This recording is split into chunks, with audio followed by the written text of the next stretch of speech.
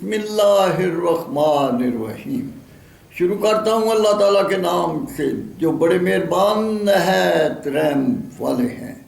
مذہب کش مغربی جمہوریت کا نظام حکومت اور اس کا نظام الیکشن قرآن حکیم کے آئین، نظریات، تعلیمات، اخلاقیات کا کینسر ہے۔ لیکچر نمبر 36 پیش خدمت ہے۔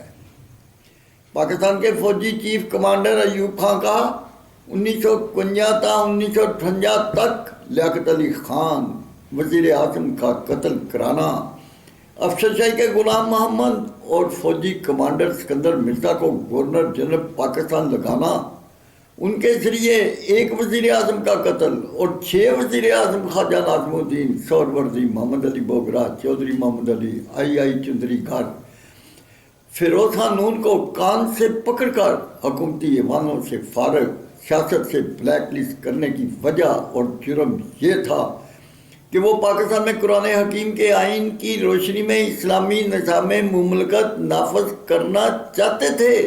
افسر شاہی کا غلام محمد، فوج شاہی کا سکندر مرزا، فوجی چیف کمانڈر ایوب خان، منصف شاہی کا جسٹس منیر، انگریزی زبان کے کفر کا مراعات یافتہ شاہی طبقہ کسی قیمت پر اسلام کا نفاذ اور کفر کے کلچر کی حکومتی بالادستی ختم کرنا نہیں چاہتا تھا۔ یہ سلسلہ مجرمہ آج تک جاری ہے۔ نہ وہ سیاستدان، نہ عالم دین، نہ صاحب بصیرت انسان تھے۔ وہ تو انگریز کے سرکاری کلبوں کے شرابی، کفر کی جمہوریت کے طبقاتی، طفافتی، سودی، مخلوط کلچر کے حکومتی سکالر تھے جو اہل وطن کا معاشی، معاشرتی، دینی قتال کرتے آ رہے تھے۔ 23 کروڑ کسانوں مزدور سڑکیں، نہریں، ڈیم تیار کریں۔ آب پاشی اسکیم کے تحت 1 کروڑ 20 لاکھ ایکڑ زمین ان کی بجائے کمشنروں، جنرلوں، ججوں، فوجی افسران میں تقسیم کریں۔ جب عوام ان مظالم کے خلاف اٹھ کھڑے ہوئے تو 1958 کو ایوب خان نے مارشل لا لگا کر آج خود فوجی ڈکٹیٹر اور صدر پاکستان بن بیٹھا۔ دونوں گورنر جنرل کو یہ کے بعد دیگرے ملک بدر کر دیا۔ ملکی غدار جگیردار ٹولہ جن کی جگیریں ضبط کرنی تھیں، ان کو حکومتی ایوان، ان کی اولادوں کو حکومتی ادارے مہیا کر کے ملکی وسائل، خزائن لوٹنا جاری کر دیے۔ عوام بغاوت پر اتر آئے۔ اس نے جان بچانے کے لیے حکومت دوسرے فوجی ڈکٹیٹر یحییٰ کو دے دی۔ اس نے الیکشن کرائے۔ مشرقی پاکستان سے مجیب الرحمان کے 180، مصر بھٹو کے 80 ممبر تھے۔ حکومت بنانا مجیب الرحمان کا حق تھا جو نہ دیا گیا۔ مصر بھٹو نے ادھر تم ادھر ہم کا نعرہ لگایا۔ مشرقی پاکستان کی عوام نے احتجاج کیا۔ یحییٰ خان، مصر بھٹو نے باہمی مشاورت سے ان پر فوج کشی اور احتجاج کو کچلنے کا حکم دے دیا۔ 34,000 بنگالی، 4,000 فوجی سپاہ کا قتال ہوا۔ انڈیا نے فوجی مداخلت کی یا یہاں کے حکم پر 90,000 سپاہ نے ہتھیار ڈال دیے۔ انڈیا نے ان کو قیدی بنا لیا، پاکستان دو لخت کر دیا۔ مشرقی پاکستان کا نام بنگلہ دیش، مغربی پاکستان کا نام پاکستان رکھ دیا۔ نئے پاکستان کی 1 یونٹ کو توڑا۔ 4 صوبائی وفاق، سینٹ کے جگیردار، فوجی حکومتی ٹولہ، ان کے شاہی طبقہ کے ملکی غدار ٹولہ کی تعداد بڑھا لی جو ملکی خزائن کو کینسر کی طرح چمٹ گئے۔ 1973 اور قرآن حکیم کے آئین کے مطابق پاکستان میں مغربی جمہوریت کی بجائے اسلامی جمہوریت کا نظام مملکت قائم کرنا تھا جو نہ ہوا۔ 1 یونٹ کو بحال کرنا، سینٹ، وفاق، 4 صوبائی حکومتوں، ایوانوں، اداروں، ان کے جگیردار فوجی ٹولہ، شاہی طبقہ کے مجرموں کو فارغ کرنا، اہل وطن کا معاشی قتال ختم، ان کی ملکیتیں ضبط کرنا ملکی بقا کے لیے ضروری ہے۔ پاکستان کے چوتھے امریکہ نواز فوجی ڈکٹیٹر پرویز مشرف، اس کے چند کور کمانڈر نے مارشل لا لگا کر 1973 کا آئین توڑا، نواز شریف کی منتخب حکومت کو ختم، پاکستان کو امریکہ اس کے اتحادی ممالک کے حوالے کر دیا، انہوں نے پاکستان کو جدید اسلحہ کی عالمی چھاؤنی اور انڈیا کی راہ، اسرائیل کی مساعد، امریکہ کی بلیک واٹر جیسی فوجی تنظیموں نے پاکستان میں تباہی پھیلا دی، انہوں نے بوگس طالبان کی تنظیمیں بنائیں، 90,000 پاکستانیوں کا قتال، 7 لاکھ افغانیوں کا قتال، 3-4 لاکھ معذور بنا دیے، 10 سال تک ملک حالت جنگ میں رہا، ان جرائم کی وجہ سے پرویز مشرف کو سزائے موت ہوئی، اس کی فوجی باقیات کے کور کمانڈر، 88 ججز، 31 کیبنٹ ممبران،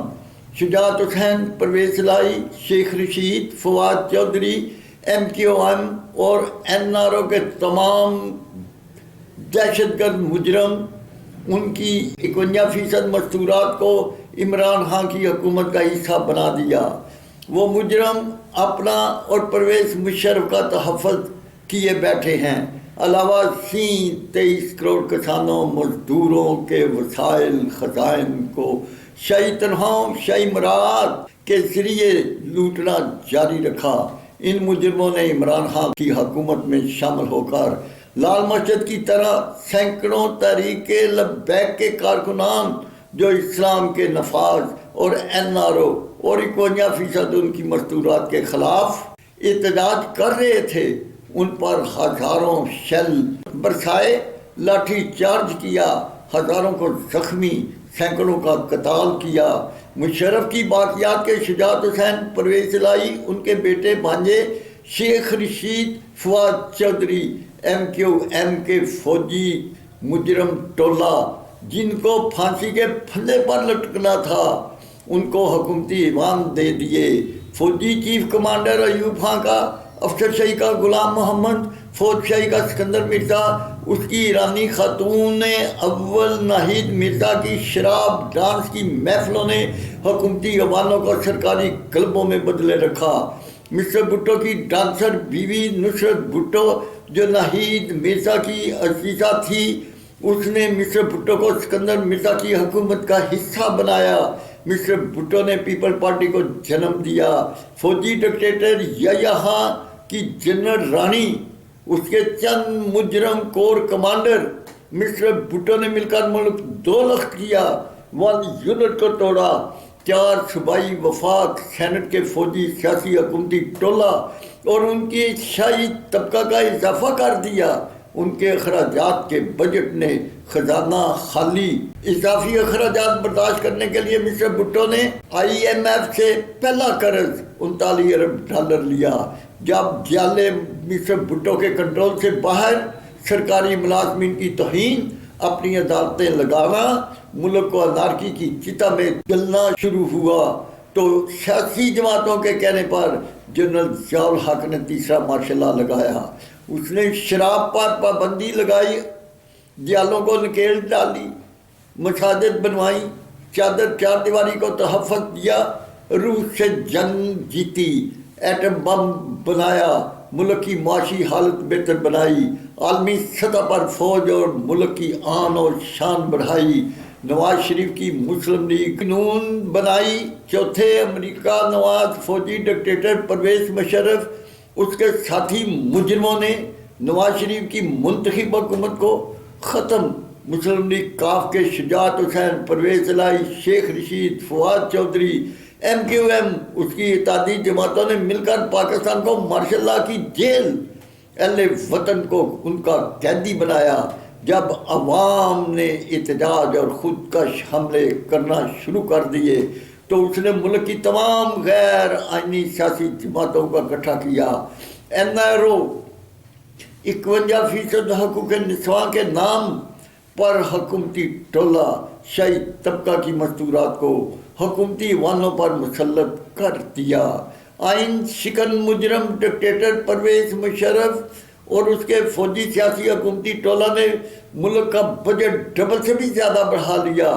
پاکستان کے 23 کروڑ اہل وطن کی ایک عورت کو بھی نہ حکمرانی میں شامل کیا، نہ شاہی تنخواہوں، نہ شاہی مراد، نہ گزارا لانچ دیا۔